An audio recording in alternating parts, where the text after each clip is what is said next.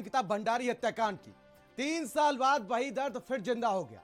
Ankita Bhandari murder case, जिसे धीरे धीरे हम लोग भूलने लगे थे। एक वीडियो वायरल हुआ, फेसबुक लाइव हुआ और फिर से सियासत के कटघरे में अंकिता भंडारी को मरने के बाद खड़ा कर दिया गया। एक तरफ दावा है कि हत्या का पूरा रिकॉर्डिंग उनके पास है, तो दूसरी तरफ आरोप है। सवाल बड़ा है, अगर सच था तो 3 साल की खामोशी आखिर क्यों थी, और अगर झूठ था तो अंकिता के नाम पर इतनी बड़ी आग क्यों लगाई गई।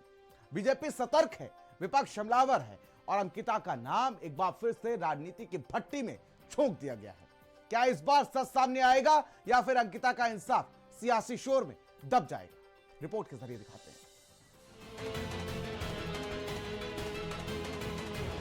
3 साल बाद एक बार फिर से वही जख्म हरा हो गया है। अंकिता भंडारी मर्डर केस, जिसे देश भूलने लगा था, वो एक वायरल वीडियो ने फिर से सुर्खियों के कटघरे में खड़ा कर दिया। 18 सितंबर 2022 उत्तराखंड की एक बेटी अंकिता भंडारी, जिसकी हत्या ने पूरे देश को झकझोर दिया था, 3 साल बाद एक फेसबुक लाइव और राजनीति में भूचाल।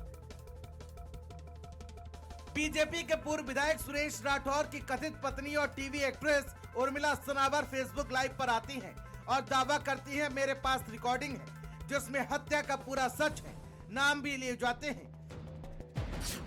बीजेपी नेता दुष्यंत कुमार गौतम और यमकेश्वर के पूर्व जिला पंचायत सदस्य आरती गौड़ का। लेकिन सवाल यह है, अगर सच था तो 3 साल तक चुप्पी क्यों? अगर झूठ था तो इतनी बड़ी आग क्यों लगाई? तो वहीं अब इस पूरी कहानी ने यू टर्न ले लिया है। जिन पर आरोप लगे वही अब शिकायतकर्ता बन गए हैं। देहरादून में एफआईआर, हरिद्वार में एफआईआर और आरोपी हैं उर्मिला सनावर और उनके कथित पति बीजेपी से निष्कासित पूर्व विधायक सुरेश राठौर। आरती गौड़, जिन पर आरोप लगाए गए थे, उन्होंने बीजेपी की सदस्यता से इस्तीफा दे दिया और सीधे दर्ज कराई एफआईआर।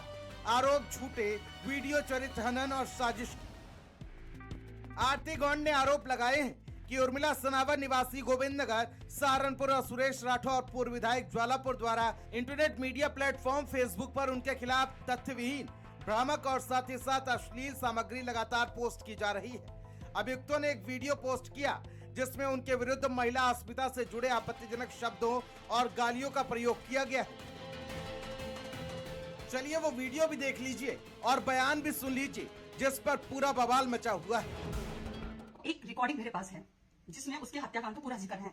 उसमें इन्होंने बहुत लोगों की चीजें बोल रखी है। बोलते चले गए कि वो गट्टू उस रात जब अंकिता भंडारी हत्याकांड हुआ था, वो गट्टू वहां क्या था, ये सब चीजें इन्होंने बोली। उनके बारे में, दुष्यंत कुमार गौतम के बारे में मुझे बोलने में कोई आपत्ति नहीं, क्योंकि वो ऑडियो वायरल हो रही है उनकी आवाज की, मेरे पति की आवाज की ऑडियो वायरल हो रही है, जिसमें उन्होंने दुष्यंत का नाम लिया। क्यों आरती गौड़ ने उस रात बुलडोजर फिरवा दिया था? उसी कमरे में सबसे पहले बुलडोजर क्यों चला? जिस कमरे में वो हत्याकांड हुआ, जिस कमरे में सब कुछ पूरा प्रकरण हुआ, सब चीजें हुई, क्या उस रात ये गुरु करने जा रहे थे सबके सब? आप हमें बताइए। और उस रिकॉर्डिंग में खाली एक उन्हीं का नाम नहीं है, उनको तो गट्टू गट्टू करके पुकारा जा रहा था, और भी लोगों के नाम है उसमें। तब उस रात सुरेश राठौर ने ये बोला कि वो गट्टू, जिसे तू अपना भाई कहती है, वो गट्टू जा रहा था उस रात, जिसे तो राखी बोलती है, राखी वाला भाई बोलती है, दुष्यंत कुमार गौतम, वो जा रहा था उस रात। सुबह उठ के वो गंगा स्नान करके वो फोटो डालता है सोशल मीडिया पे, वो जा रहा था उस रात। फिर आरती गौड़ ने, क्योंकि आरती गौड़ के पास वीडियो ऑडियो है दुष्यंत कुमार गौतम की।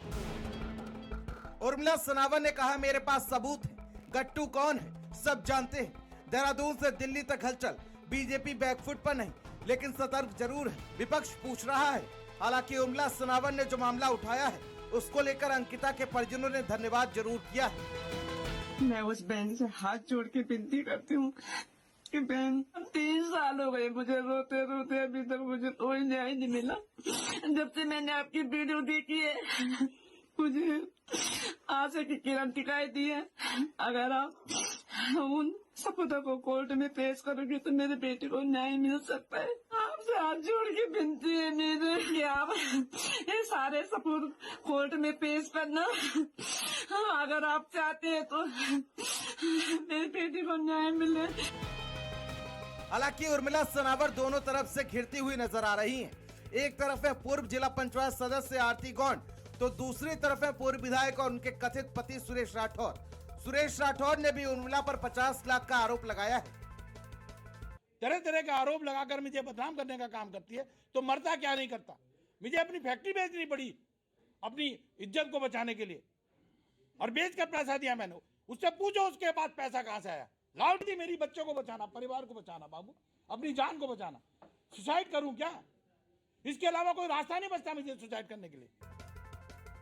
उत्तराखंड पुलिस जांच में जुटी हुई है, हर एंगल खंगाला जा रहा है, लेकिन एक बात साफ है, अंकिता का नाम फिर से सियासत की आग में झोंक दिया गया है।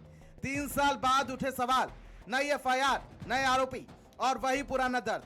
क्या अंकिता को अब इंसाफ मिलेगा या सच एक बार फिर से राजनीति में दब जाएगा? हम तो पूछते रहेंगे क्योंकि सवाल अभी जिंदा है। स्पेशल डेस्क, भारत समाचार।